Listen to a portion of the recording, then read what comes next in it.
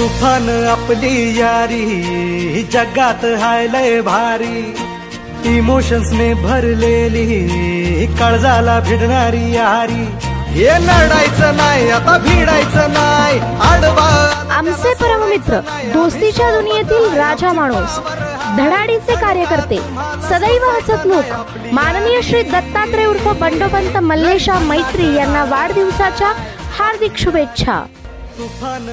शुभेच्छुक retro cafe मित्र परिवार विटा, सौरभ कुलकर्णी, सुनील भिंगारदेवे, अजय लोखंडे, ओम श्री हॉस्पिटल, सर्व डॉक्टर्स आणि स्टाफ, समस्त लिंगायत समाज विटा।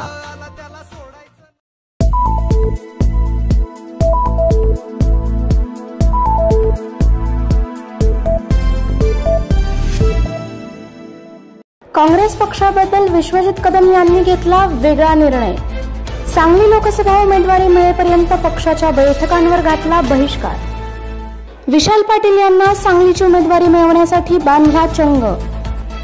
सांगली लोकसभेची उमेदवारी ही काँग्रेस पक्षाच्या चिन्हावर लढावी व ती विशाल पाटील यांनाच मिळावी यासाठी आग्रही भूमिका घेणारे राज्याचे नेते विश्वजित कदम यांनी अखेर पक्षाबाबत कठोर भूमिका घेऊन काँग्रेस पक्षाच्या होणाऱ्या बैठकीवर बहिष्कार घातला आहे।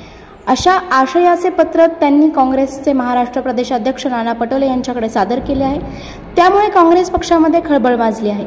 सांगली लोकसभेची उमेदवारी काँग्रेसच्या उमेदवारास मिळावी म्हणून प्रयत्न करत असताना काँग्रेसच्या वरिष्ठ पातळीवरून ही तेवढ्याच ताकदीने प्रयत्न होणे गरजेचे आहे। त्यामुळे संपूर्ण मतदारसंघासह राज्याचे लक्ष लागून राहिलेल्या सांगली लोकसभा उद्धव ठाकरे गट माघार घेणार का व काँग्रेसला ही जागा मिळणार का याबाबत आता आणखी उत्सुकता ताणली गेली आहे। तसेच विश्वजित कदम यांनी पक्षाच्या बैठकीवर बहिष्कार घातल्यामुळे विश्वजित कदम आक्रमक झाल्याचे बोलले जात आहे। त्यामुळे सांगली लोकसभा मतदारसंघ काँग्रेसच्या उमेदवारास मिळो अशी सर्व काँग्रेस कार्यकर्त्यांची भावना आहे।